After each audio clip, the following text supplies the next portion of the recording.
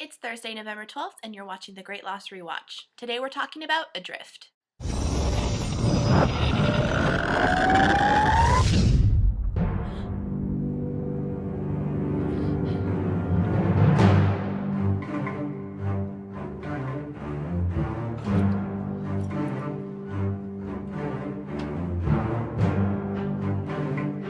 In the flashback, we learn that Michael didn't willingly relinquish his parental rights to Walt, that they actually were going to go to court. I've said it before and I'll say it again. Susan, Walt's mother, is one selfish lady. The whole time that her lawyer was questioning Michael about why he wasn't involved in Walt's life, I was just so upset because it's Susan's fault. Susan asked him not to be a part of his life.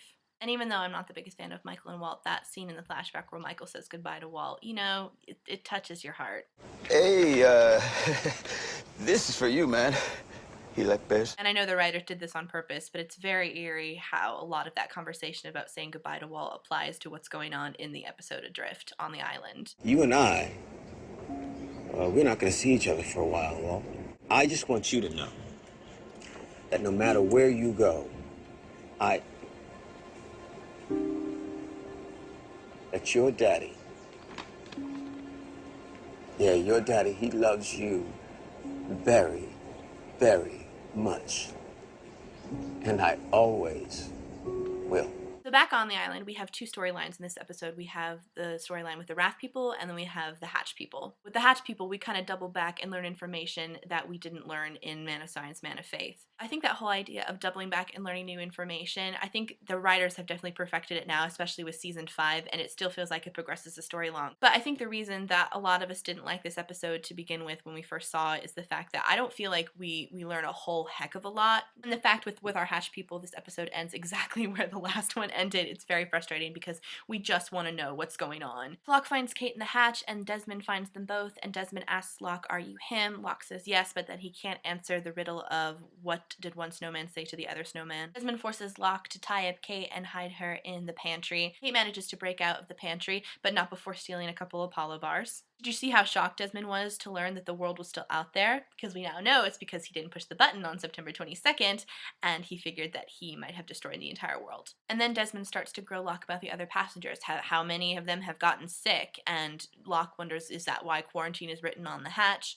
But then we start to hear the beeping noise, and Desmond forces Locke to punch in the numbers and hit execute. Poor Sawyer having to swim around in the saltwater ocean with that bullet wound. That must hurt. Michael is hysterical about losing his son Walt. Welcome to season 2 with Michael. He becomes incredibly, incredibly annoying and repetitive.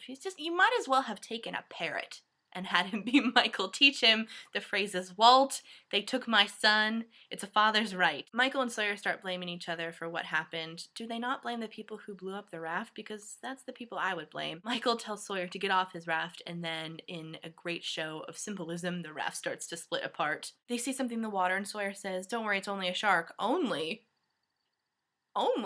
And there's an underwater shot, and we see the shark, and we see that on the fins of the shark is a Dharma symbol. I remember when the episode first aired, everybody was really excited to catch that little Easter egg. What Dharma symbol is that? Because I know it's supposed to be the Hydra, but it doesn't look like the Hydra. Sawyer pulls the bullet out of his wound with his bare hands, confirming that Sawyer is a badass.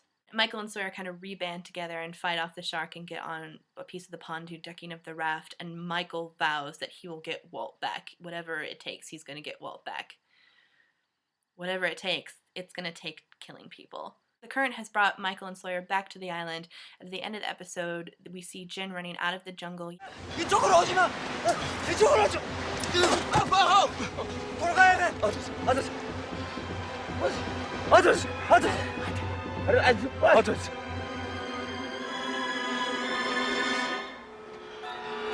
We meet very intimidating looking people that we assume are the others. Of course, we know now that it's not.